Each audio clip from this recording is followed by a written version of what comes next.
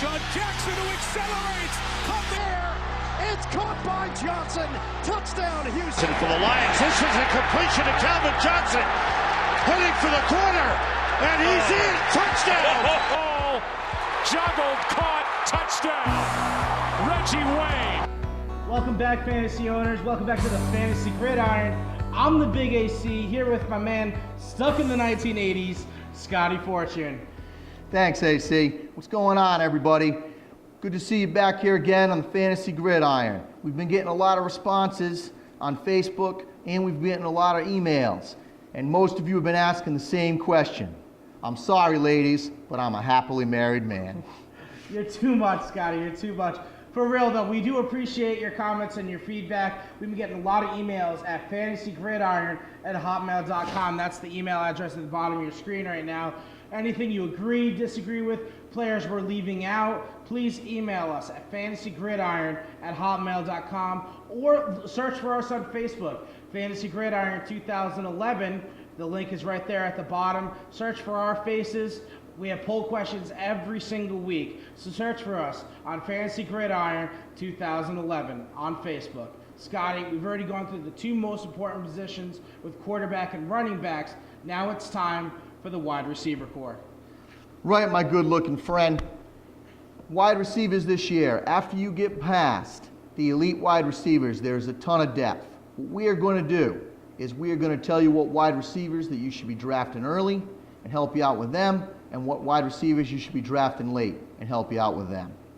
And many sites have rankings all over the place. After our research, we figured out a correct list of where to rank our wide receiver core.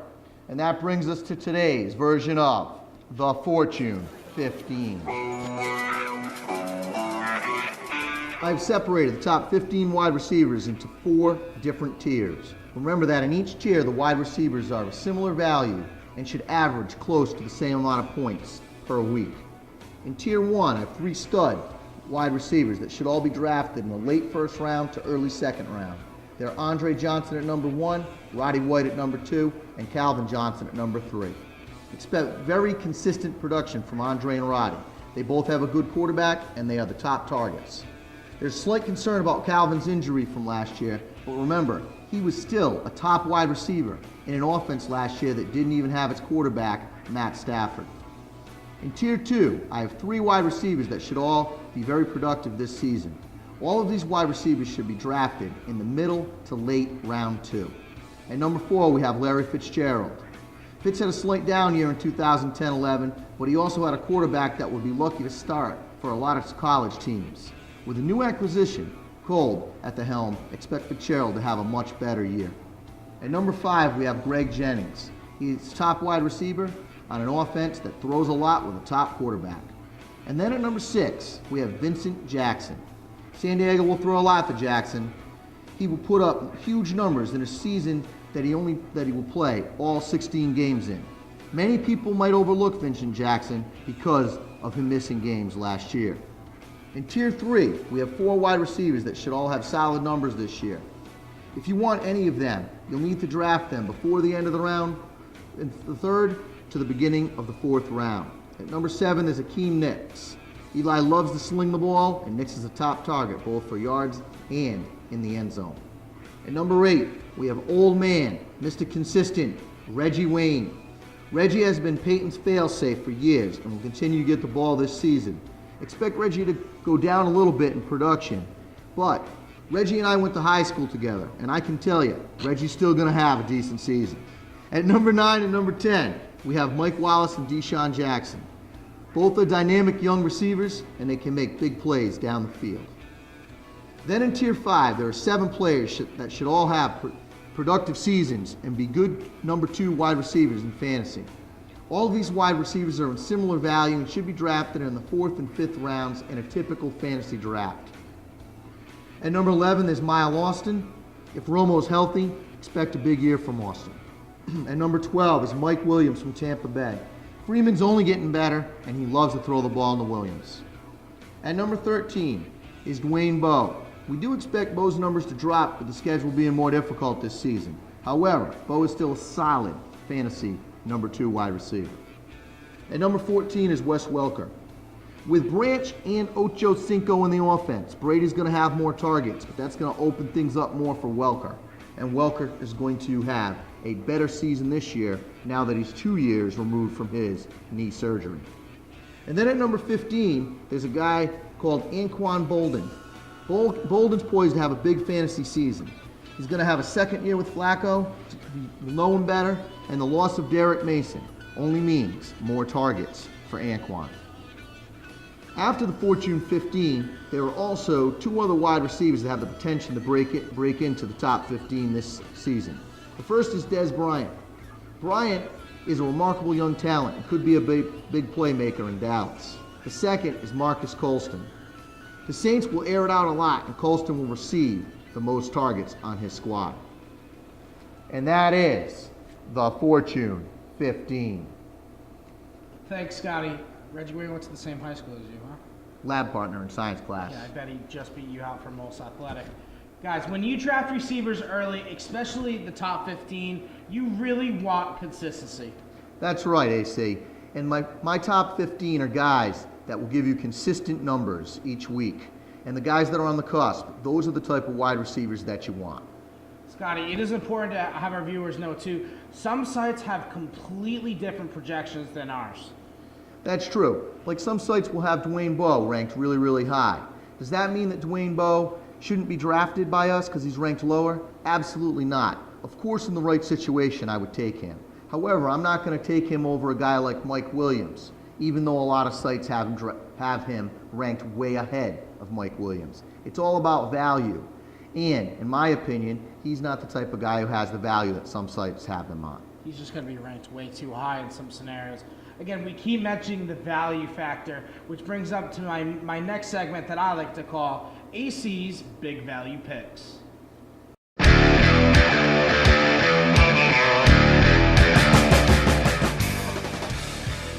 For my big value picks at number 1, I have Vincent Jackson. 9, maybe even 10 wide receivers will go before him, but maybe 4 or 5 should. He's an extremely high value wide receiver who finds the end zone every week. In the 4 games he played, he scored 3 touchdowns and almost 300 yards receiving. Rivers loves him as a target, and so will fantasy owners. Look to get him at full value in the middle to late second round, maybe even early third. Number 2, we have Anquan Boldin. This guy is chock full of talent. He had a couple of huge fantasy games last year. And now that the Ravens got rid of Mason, it is Boldin's show when it isn't in the air. This guy is going late in drafts, 4th, maybe even 5th round. If you can snag him after getting some solid picks early, you're in a good seat. Number 3, for late in the draft, we have Mike Thomas. Last year's flex option will be this year's wide receiver number 2 or 3. No more Mike Sims Walker equals more touches for Mike Thomas. He has incredible talent and will be the one looking for main options in the air next to tight end Mercedes Lewis.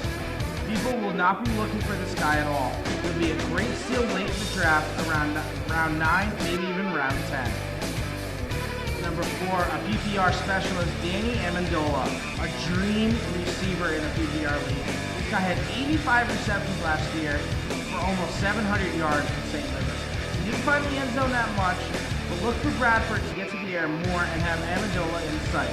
A great flex option and a great late sleeper. In some mock drafts, he's not even drafted. Number 5, we have Lance Moore. Just signing a contract extension equals he wants to stay in New Orleans. And more importantly, the Saints want him there. The number 1 receiver in the Big Easy will clearly be Marcus Colston, but determining the number 2 will not be as clear cut. If last year is any indication, it could be anyone. But after re-signing Lance Moore, I think you can count on Moore being the number 2 on a pass-happy team. He will go undrafted in some leagues. Could easily be a flex for most teams this year.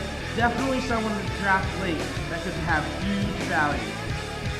After my high value picks, I have some of my low value picks. Number 1, I have Mike Wallace. Last year's sleeper to this year's overrated. He will do well and find the end zone, but to have him ranked above some of the league's best receivers, I think is a huge mistake. The league is clearly not taking Hines Ward as a threat anymore, which means the opposition's best corner will be all over Wallace this year. Don't look for last year's numbers where other fantasy owners will. Pass him up. Number 2, we mentioned it before, Dwayne Bowe. This guy put up huge numbers last year against some of the weakest secondaries in football. Look what happened when you put him up against a solid secondary. He was pretty much invisible on the field. The Chiefs no longer have a cupcake schedule, and Bowe's numbers will be affected. With them signing Steve Preston, the balls will be split, and Bowe will not live up to fantasy owners' expectations. Number 3, we have Sidney Rice. History will show that going to the Seahawks only kills your career.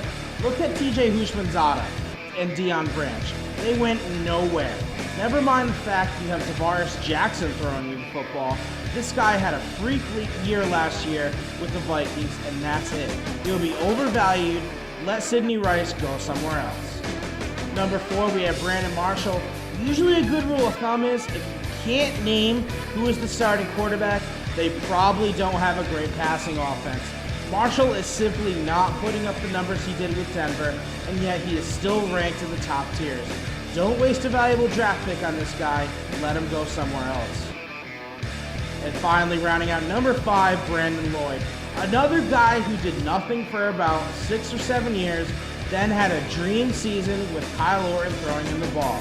Replace Orton with Tim Tebow, and I don't see this replicating at all. Others will be sold on this guy, I am not, and you shouldn't be either. He will not put up the same fantasy numbers this year. And that was my big value picks. Scotty, with the wide receiver category being so deep this year, you can't overlook our Fortune 15 rankings or our big value picks. Right. It's all about value. Late in the draft, when some people are taking a backup defense or they're taking a kicker, you should be taking a guy that could potentially start for you. Even if it's just to have a guy if one of your wide receivers gets injured. If Lance Moore is there, wouldn't you take him over a backup defense? It's not even close. Absolutely. And if you want to take your gamble late in the draft. You don't want to gamble early. You want your consistent picks early. If there's a guy that we have mentioned on our list late in the draft, you better snag him if you want to make your fantasy championship. Folks, if there's a name we left out, someone we have ranked too high, too low, a name that you just completely disagree with, or a name that you want to see up, email us. It's right there at the bottom. fantasygridiron@hotmail.com.